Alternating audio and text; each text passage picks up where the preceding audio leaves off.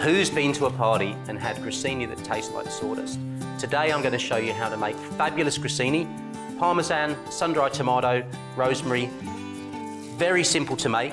Now I've got some dough here that's been proving. You can go to the Clever Cook website and find the recipe for making the dough. It's very simple to make.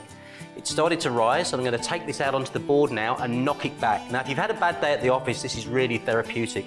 So basically what we're going to do, I've got some flour at the side here because I will need flour to stop the dough from sticking, so I need some on my hands and a little bit on the board. It can be a little bit messy, but it is good fun. Just going to turn the dough out.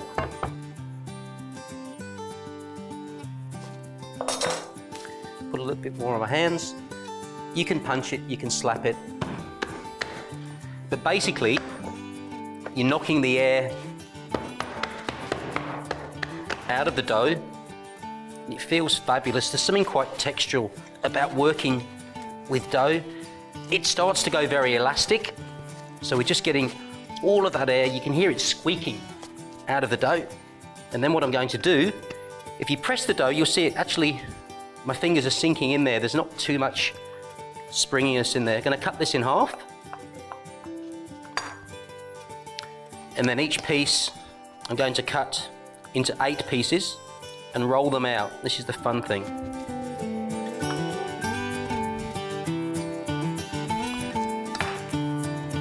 So plenty of flour on the board.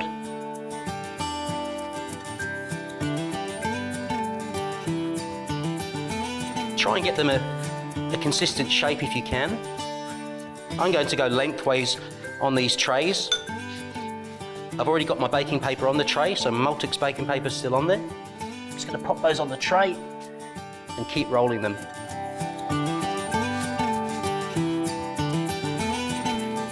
There's something quite cathartic about playing with dough. I still enjoy coming home at the end of the day now, even if I've been working, and making dishes that are tactile, so working with my hands and actually, I guess, working the day out through kneading. I like using a mortar and pestle as well, but dough's probably one of my favourites. Again, we've got the oven heated up to about 180, so the oven's ready to go. So I'm just giving these a liberal brushing with olive oil. Gives them great flavour, and it'll help the Parmesan and the rosemary and the sun-dried tomato to stick to the top. And these are almost ready to go in the oven.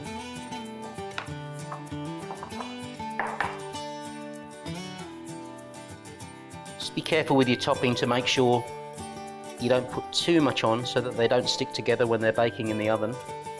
The great thing about using the baked paper is that the grissini won't stick to the paper, and they're quite brittle when they come out of the oven, which means you'll have them intact. And this is one of those fabulous jobs. I know that I do it at home with the kids. Kids like getting down and dirty in the kitchen, I think, and it's a great way of introducing them to foods and cooking foods. So there we have it.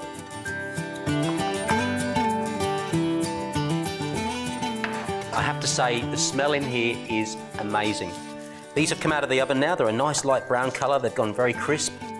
And I've got a fabulous plate here with some prosciutto and some hummus, so an ideal sort of antipasto style dish. Just going to put a couple of these on here. And don't forget, when you're making these, they don't have to be savoury.